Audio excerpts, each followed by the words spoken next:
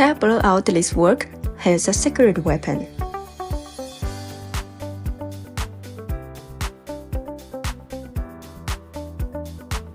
Five seconds to locate. 3 minutes to use. It's not glue, it's a rubber winder. Through vulcanization reaction, the patch and the tire are made to grow into one. Broken rubber molecular chain, glue penetration. Sulfur element bridges and rebuilds the molecular chain. One button can take care of all your tires. Scan's QR code, get it!